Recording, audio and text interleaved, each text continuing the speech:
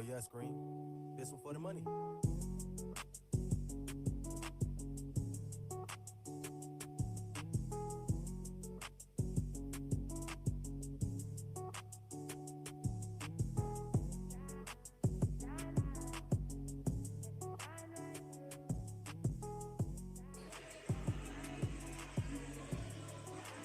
It's a battle of two top three seeds here in the Northeast standings in the TBL as the visiting Atlantic City Gambits are in town to take on the Reading Rebels.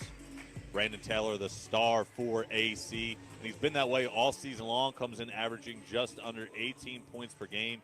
He's the Gambits' leading scorer and getting it done on both ends of the floor, one of the main reasons why the AC Gambits are the number one seed currently in the Northeast standings. And Ronald Scott, he stepped up big time last night in Virginia in the absence of Akil Carr, had a triple-double, and he was really doing it, facilitating on all ends of the floor, both offensively and defensively, and it was a party in the locker room after the game. As you can see right there, the guys having fun. They're back in the win column after a three-game losing streak.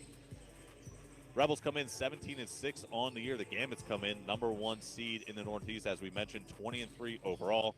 And let's get you tonight's starters for the Reading Rebels. It'll be Akil Carr and Anthony Lee in the backcourt, following the absence of Taraji Brake, who will miss the remainder of the season with an MCL injury. Emmanuel Buddha and Richard McAlp at the forward spots. And Maurice Henry, as he's been all season long, will be the starter at center. Welcome into the broadcast booth, everyone. Max Kritzel alongside Nate Covan. And Nate's been fun all year long. Appreciate you being with me as my broadcast partner. Last regular season game of the year.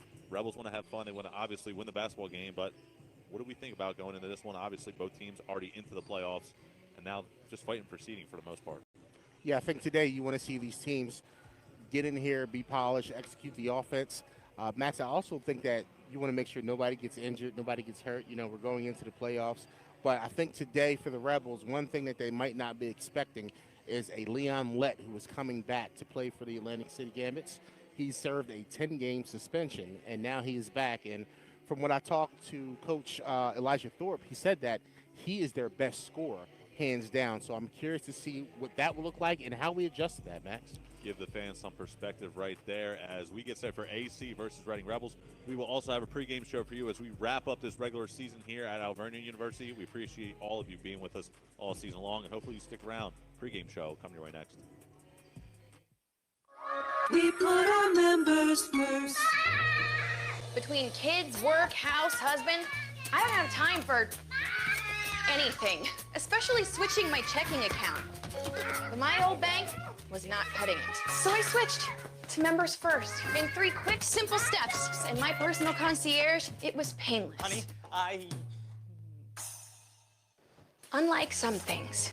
Thank you, Members We First. put our members first. I said I'd never join. Thought living on sub would be too hard. I figured only the weatherman track storms. I said my job wouldn't matter. I couldn't even swim. Joining the Navy sounds crazy.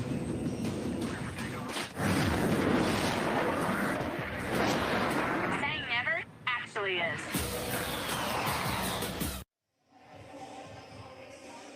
Welcome, everyone. Max Kretzel alongside Nate Govan, Julian Winters here. We have the pregame show at Alvernia University. It's been obviously a lot of fun all season long, getting to hang out with you guys and getting to watch, you know, the game that we all love. But for the most part, in my opinion, I think it's been a great ride. It's been a great season when you think about what this team has been able to accomplish. Yes. So coming into the last regular season game of the year, what are your main takeaways from, we talk about back in March, all the way up to where we are now, almost June? Well, for me, Max, growth and just watching this team mature, gel together, and really just become an overall well-rounded roster. And the camaraderie that these guys have, you see it out there on the floor. For not playing with each other for a long period of time, they came together and gelled really quickly. That's one of the big takeaways for me.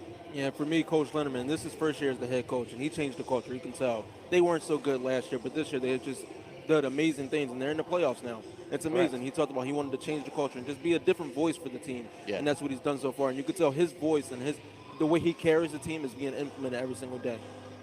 No doubt about that. I think we're so many places to start with this team and what they've been able to do all season long. You talk about the backcourt, obviously Akil Carr and Taraji Brake, they've been killing it all season long.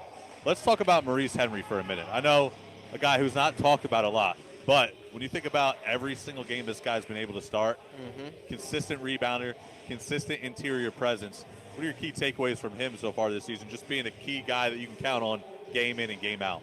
Yep, you mentioned interior presence. He averages 1 block per game. That means he's a presence down low, that you know you're not going to get an easy basket when he's down there. I mean, like you said, he plays game in, game out. He's making sure that I'm there, I'm available, coach, whatever you need me. If it's only 10 minutes per game, if it's only 20 minutes per game, I'm going to do what I need to do in order to step up and have a vital role on this team. And that's what Mo Henry does. Well, Max, for me, you know, I call him King Henry. I like Mo Henry. He does his thing. And the Rebels are number 1 in rebounding in the league for a reason, because guys like him and Buddha, they show up every single night and give us an effort. And to your point, Julian, they are a presence to be reckoned with down low. Nobody's coming through the lane and just getting easy peasy shots. And he's a big part of that. I would like to see him be involved a little bit more offensively. That would be great, but his trajectory is that way. So that's what I think. Well, I'll say this. Talk about what the backcourt's been able to do, but I also want to mention this. You talk about the defense, right? A team that limits second chance opportunities, because now I want to flip the script. I basically want to go into what the team's been able to do as far as defensive and transition and getting the steals, because we had the 10-game winning streak. It's the middle of the season. Obviously, right now, 3 out of 3 games, they lost them in a row, right? And then obviously you come back.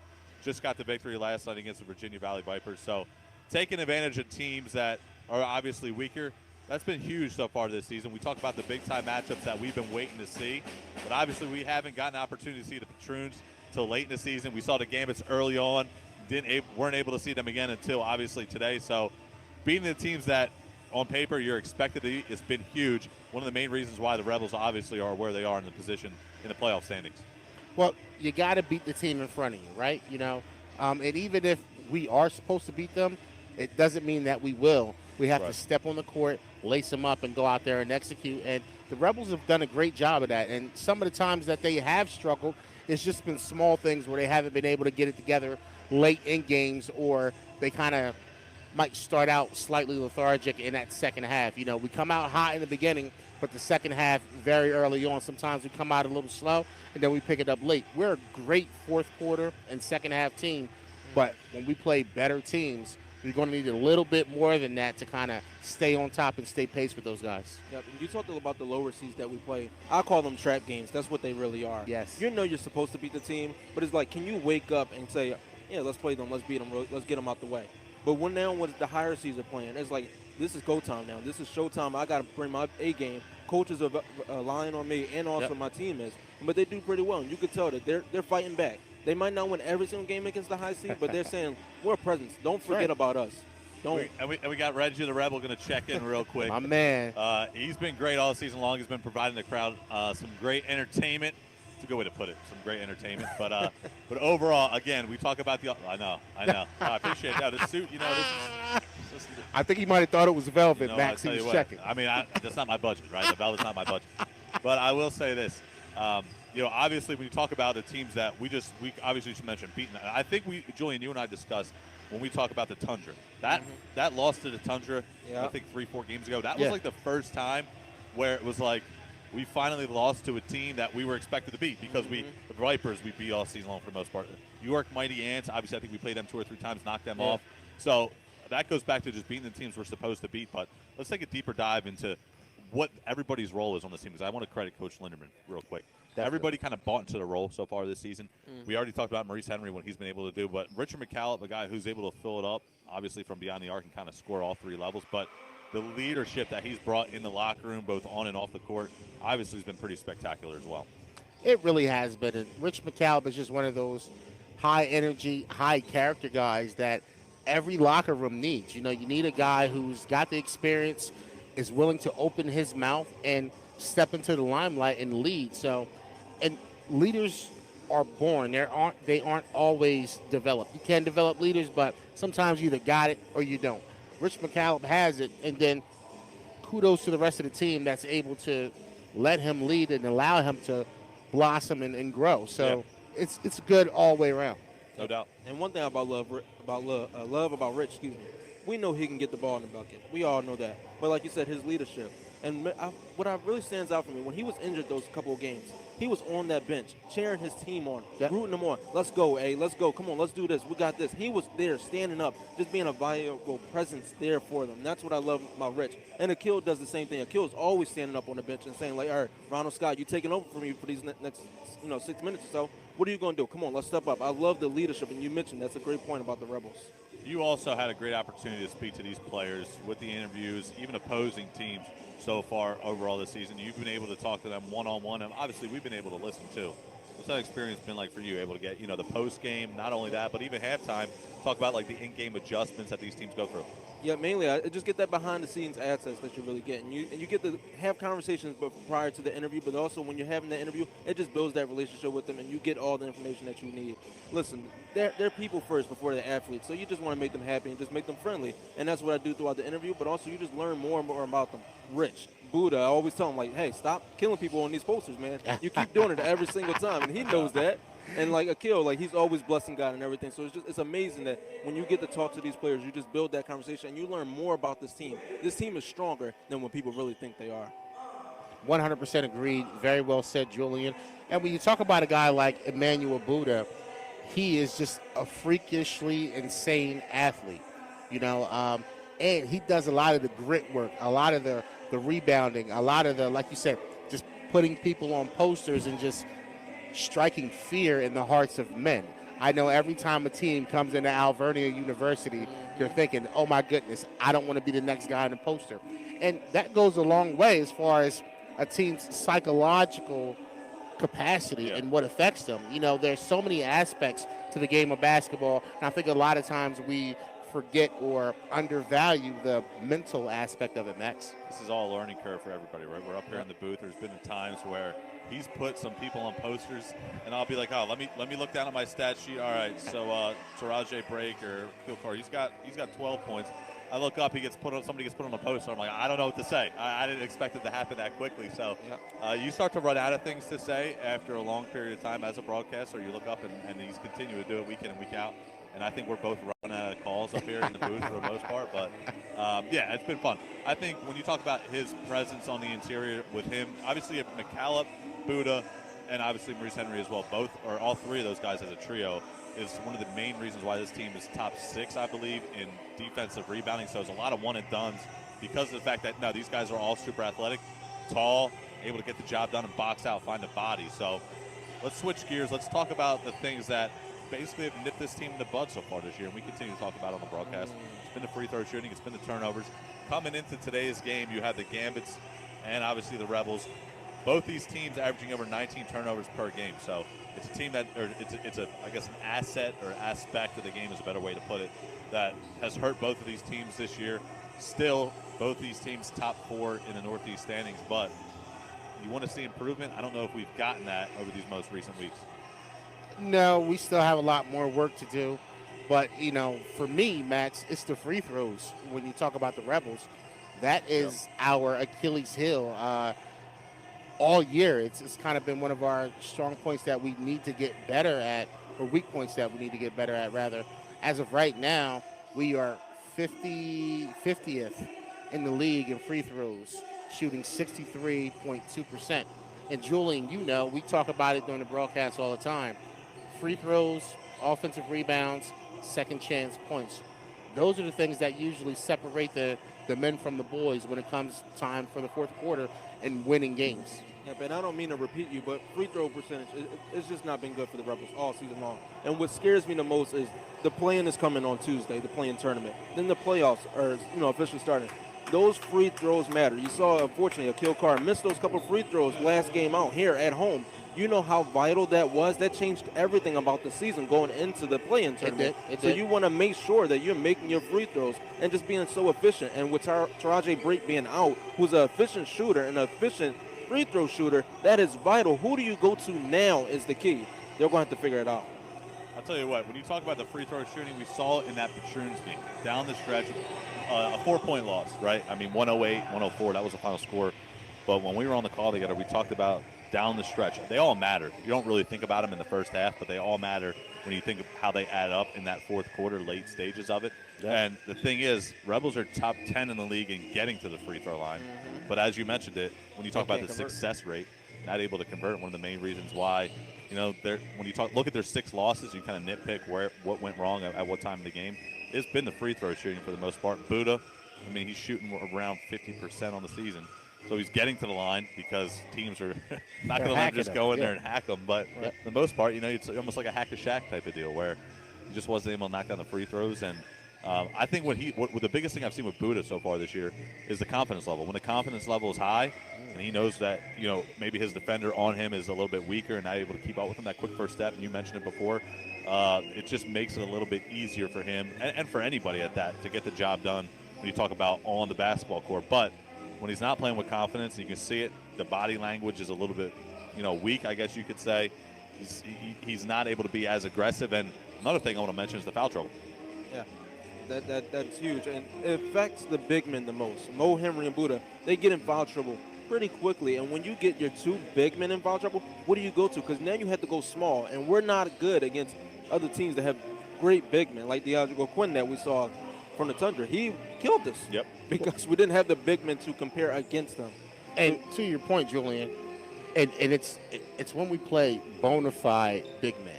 A guy like Quinn, he was able to pass out of the double team. So he was killing us both ways. He was racking up assists, and he still dropped like 34 points on us that night. And one of the main problems was Buddha got in foul trouble early that game.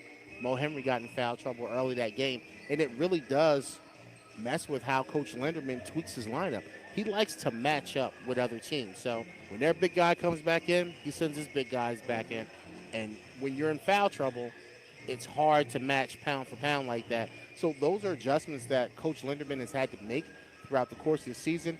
It won't be any different in the playoffs, but we're hoping that he doesn't have to as much. We're hoping that these bigs can really save some of those fouls. You can't take them all home with you, so I don't mind if you use them, but let's use the fouls smart and make sure that it's in the best interest of us winning the game. We came into this season with a little bit lower of expectations, especially since the Rebels missed the playoffs last year. Yep. But you had the starting 5 kind of been consistent all season long. But there's guys off of this bench. We talk about Anthony Lee. Comes into this year, I think, outside looking in for the most part, thinking strictly a three-point shooter. He's been able to put the ball in the deck, get to his spot in the mid-range area, get to the basket with the layups. It's been pretty special to watch his growth this year, and credit the coaching staff for basically helping him improve along the way. Ronald Scott, he had a triple-double last night. When he gets the opportunity to go out there, and again, I think it's another confidence thing with him. When it's break out there and Carr, he knows his role for the most part. He's able to get the job done on the offensive end and facilitate, knowing he's not going to get too many minutes of game action. But when one of those guys is missing and he has to, have a little bit of an expanded role, he's able to produce at a high level. Miles Lewis, again, arguably the 6th man of the year, especially in this Northeast Conference. You can't say enough about this guy. The lateral quickness on the defensive end, and also being able to just not only be a leader, because I think he's undervalued from that aspect, but another guy who's able to fill up and score. One of the main reasons why the Rebels come in here averaging 114 points per game. It's been pretty solid. Yeah, I mentioned in the post-game interview with Coach Linderman when we had the press conference, it's been the bench, I feel like, that has stepped up tremendously throughout this whole entire season. Without the bench, where would they be? You mentioned Miles Lewis. You mentioned Anthony Lee. You mentioned Ronald Scott. And then also, because they're playing so good, they get playing time in the starting lineup. So it's just tremendous. Those 3 players have been huge throughout their season. And it's just amazing that not only can they score, but defensively, they do an amazing job as well. And like you said, they know their role, and they're great at doing their role. Well, you hear Coach Linderman say it time after time, I've got 12 guys on this roster. They can all play, and these guys will be starting on any other team in the TBL. And it shows true. This bench steps up, and night to night, you never know who it's going to be. So for opposing teams, we have to be tough to scout. Who's it going to be this night? Is it going to be Lewis? Is it going to be Lee? Is it going to be Scott? You never know who it's going to be. And that's one of the biggest things, to just keep teams playing you honest and on their toes. You never want them to get too relaxed and think that they can predict exactly what you're going to do or who's going to do what, and we must cause teams fits with our roster. Yeah, definitely. We appreciate everyone hanging out with us. We're going to take a quick time out. Season recap here for the most part. The Rebels tell you what, they've been flying high all season long. 17-6 overall record on the year, and for the most part, it's been a fun season overall. Again, as we dive into these playoff tournaments and playoffs coming up, so we'll continue to break down what we've seen this season and some of the role players, and also Coach Linderman. Didn't talk too much about him. We'll touch on him when we come back after the break. We put our members first. Between kids, work, house, husband, I don't have time for anything, especially switching my checking account. But my old bank was not cutting it. So I switched to Members First in 3 quick, simple steps. And my personal concierge, it was painless. Honey, Unlike some things. Thank you, Members We First. put our members first. When we say we're building the future of addiction treatment, we mean more than just a groundbreaking 95.5% recovery rate. At Caron, we've been leading the treatment of addiction for nearly 70 years, with the expertise of nearly 100 medical staff creating personalized treatment plans, one for every single patient who walks through our door. It's how we've helped nearly 100,000 people reclaim their life from addiction. That's a future worth investing in. Caron, real about recovery. I said I'd never join. thought living on sub would be too hard. I figured only the weatherman tracks storms. I said my job wouldn't matter. I couldn't even swim. Joining the Navy sounds crazy.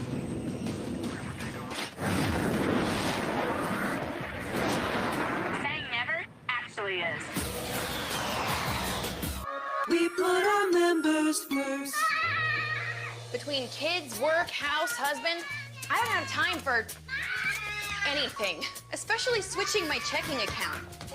But my old bank was not cutting it. So I switched to Members First in 3 quick, simple steps. And my personal concierge, it was painless. Honey,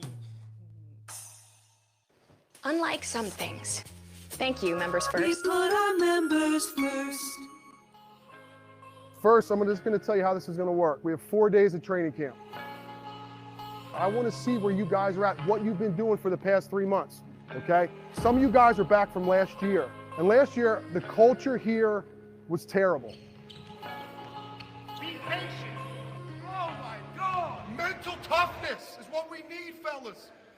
Yeah, I show them that. All the right I'm at. Took the youngin' to Hollywood and it taught them how to This year, we're changing the culture. And there's 4 things I really want to focus on this year. ready for this lifestyle, ready for this lifestyle. The first thing is just discipline. Is being disciplined. Ready for this lifestyle. Are you ready for this lifestyle? Yeah, yeah. Are you ready for this lifestyle? Respect. Respecting each other. On this court, you respect each other. When you come here, you respect what's on your chest. Are you ready for this lifestyle? This lifestyle, yeah, lifestyle, yeah, yeah. Are you ready for this lifestyle? Yeah, lifestyle, yeah. We are going to be the hardest working team in our division. I guarantee that. I promise you that. I wanna be best in every way. Used to rest in the day. Have my heart I always keep, but I leave the rest in the stage. Right there left in the stage. Yeah. Mental toughness. Mental toughness. When things go wrong, are you going to be that guy that points a finger at your teammate? Are you going to be the guy that smacks him on the head? Come on, pick your head up. Let's go.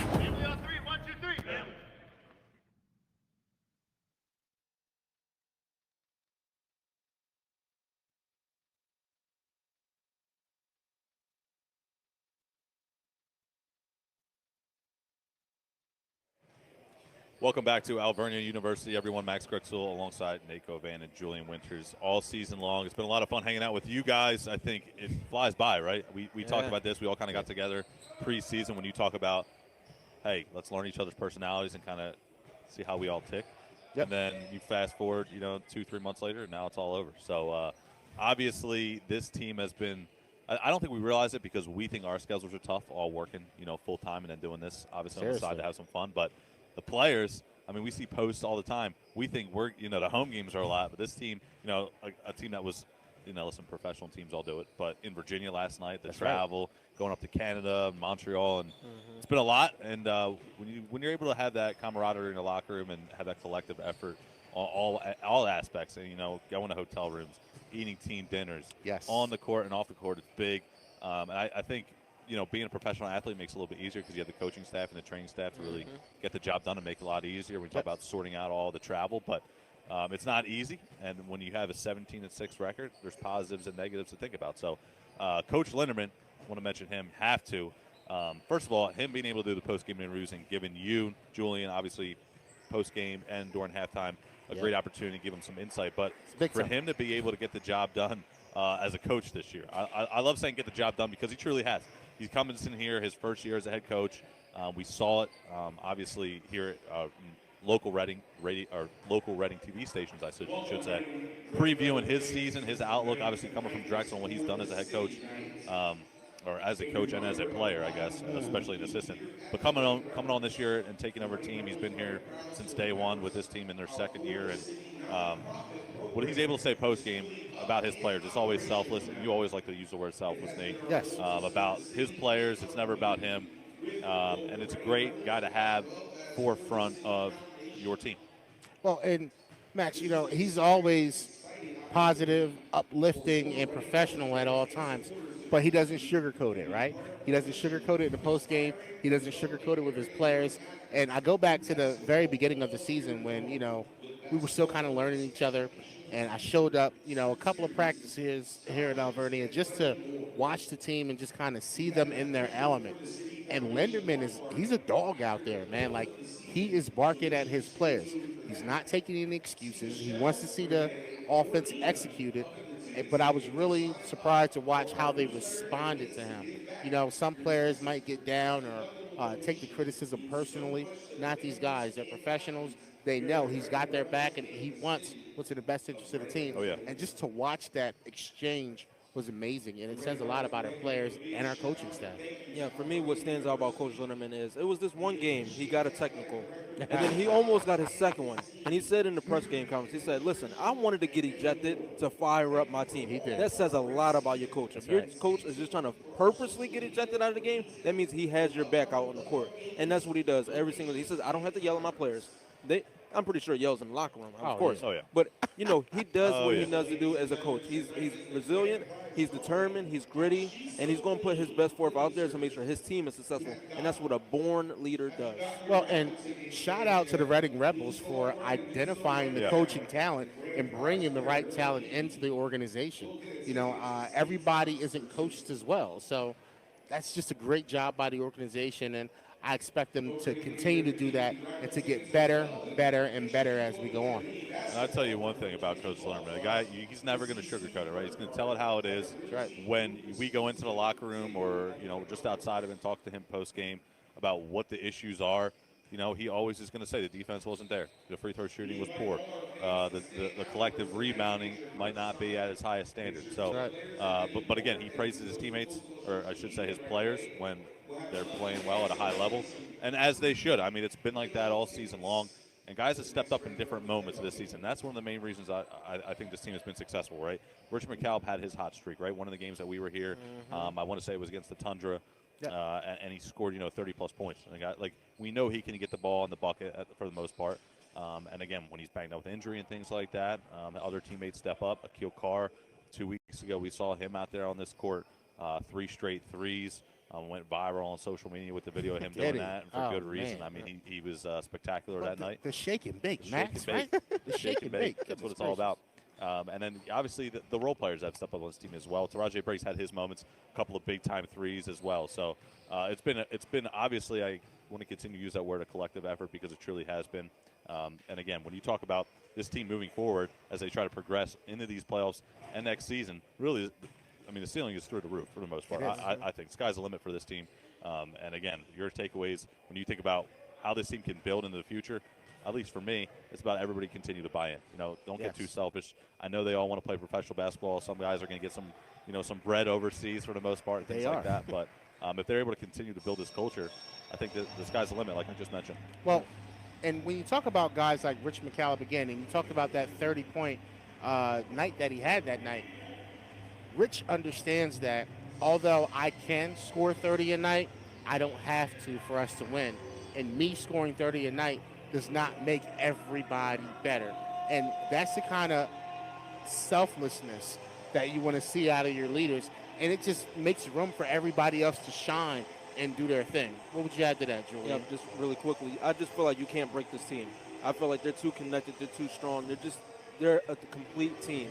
And I love in the opening when they toss water on Ronald Scott. That means we love that guy. Yeah. He's on the bench, he's a bench player, but he came in and he dropped a triple-double last night, man. Come on. That's big time. That's big time, yes.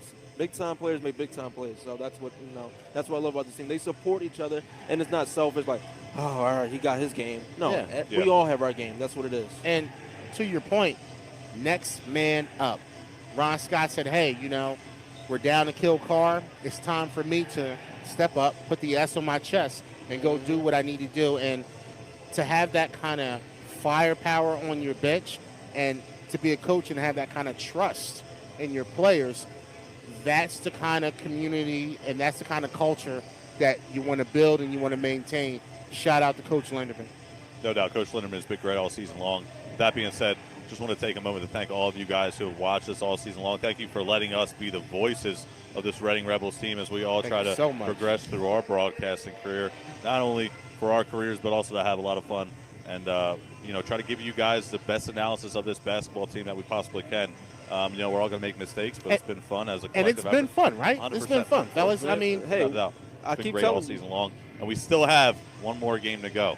So don't miss out. It's the Atlantic City Gambits and the Reading Rebels coming your way right after this. We put our members first. Between kids, work, house, husband, I don't have time for anything, especially switching my checking account.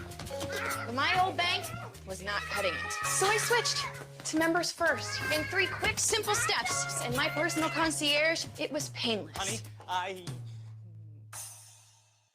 Unlike some things. Thank you, Members We First. put our members first. When we say we're building the future of addiction treatment, we mean more than just a groundbreaking 95.5% recovery rate. At Caron, we've been leading the treatment of addiction for nearly 70 years, with the expertise of nearly 100 medical staff creating personalized treatment plans, one for every single patient who walks through our door. It's how we've helped nearly 100,000 people reclaim their life from addiction. That's a future worth investing in. Caron, real about recovery. I said I'd never join. Thought living on sub would be too hard. I figured only the weatherman tracks storms. I said my job wouldn't matter. I couldn't even swim. Joining the Navy sounds crazy.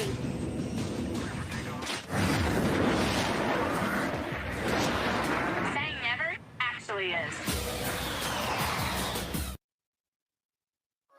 We put our members first. Between kids, work, house, husband, I don't have time for anything, especially switching my checking account.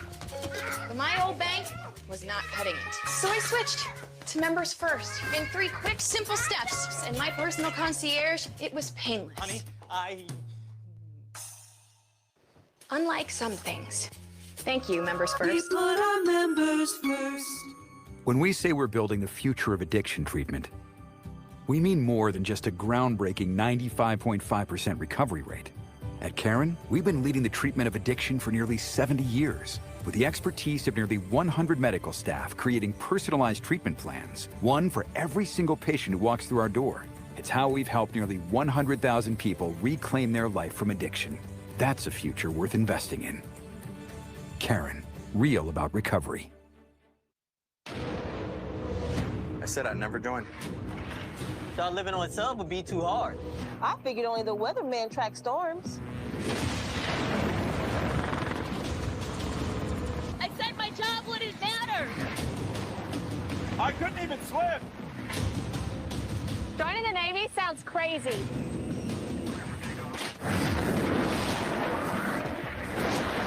Saying never actually is. We put our members first. Between kids, work, house, husband, I don't have time for anything, especially switching my checking account. But my old bank was not cutting it. So I switched to Members First in 3 quick, simple steps. And my personal concierge, it was painless. Honey, Unlike some things. Thank you, Members We First. put our members first. When we say we're building the future of addiction treatment, we mean more than just a groundbreaking 95.5% recovery rate. At Caron, we've been leading the treatment of addiction for nearly 70 years, with the expertise of nearly 100 medical staff creating personalized treatment plans, one for every single patient who walks through our door. It's how we've helped nearly 100,000 people reclaim their life from addiction. That's a future worth investing in. Caron, real about recovery. I said I'd never join. Thought living on sub would be too hard. I figured only the weatherman track storms. I said my job wouldn't matter. I couldn't even swim. Joining the Navy sounds crazy.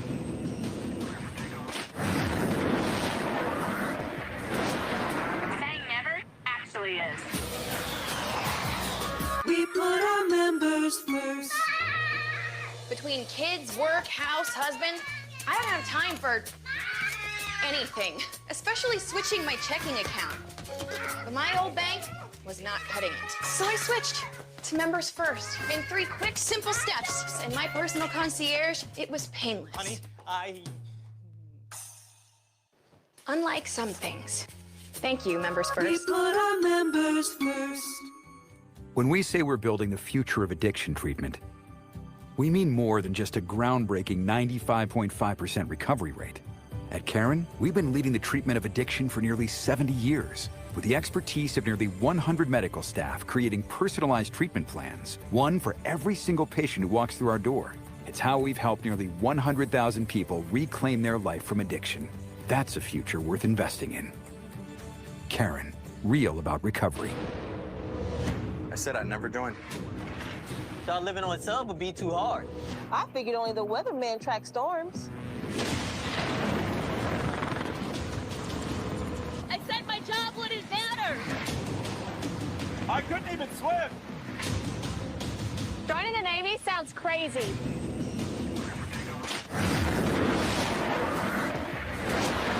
Saying never actually is.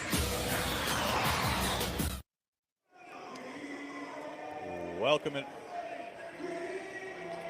in everyone. Max Gretzul alongside Nate Govans.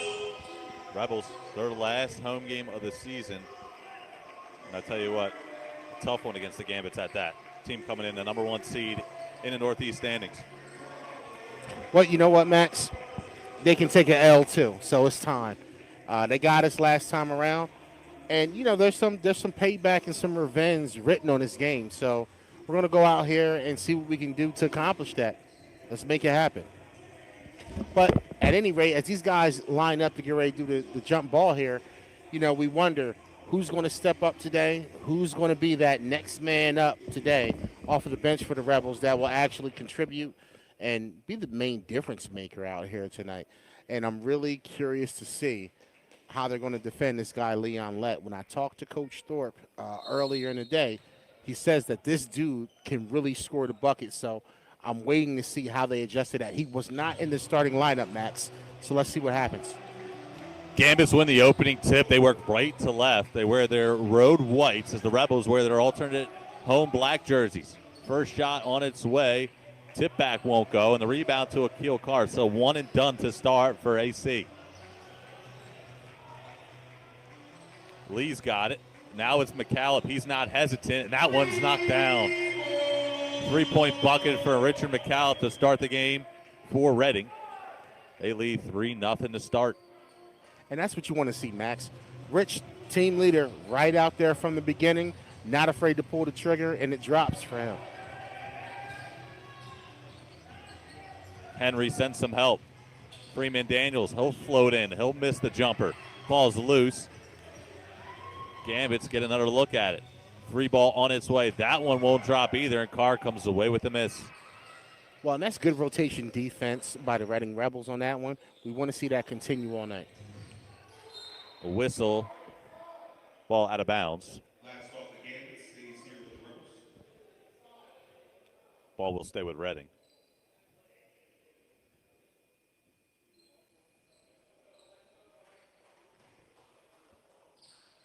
DeKalb gets it in. Carr has it up high. Carr on the baseline drive, looking back up top. Lee, he'll fire away, and he'll miss the jumper. You're not going to miss Anthony Lee today. He's got the neon pink shoes on out there. Yeah, they're pretty bright, Max. Whistle and a foul. Foul's going to go against number 32, Maurice Henry. That's his first personal foul. Well, we talked about that early, Max, you know, just trying to keep our big men out of foul trouble early in the game. So, you know, Mo Henry picks up that one. That shouldn't change the way that he actually goes out here and plays. He should still be able to be aggressive and just be smart with his fouls. That's all he needs to do. And just, you know, take it easy. And he does it again right there. Presence inside. You can't do anything when he's a big body in there and he's just giving you all types of grief. But Akil Carr will bring this one down and set up the offense and get it rocking and rolling. A lot of contact on that one. And Buddha finishes strong with contact. Now, I'm surprised that we didn't get a whistle on that one. So what that will tell us right away, Max, is how this game is going to be officiated. As of right now, they're letting them play and they're not calling it too tight. As that three's knocked down right there. So the Gambits, a team that comes into this ball game averaging 109. That is points per game. The Rebels come in averaging 114. But the story is a defensive end.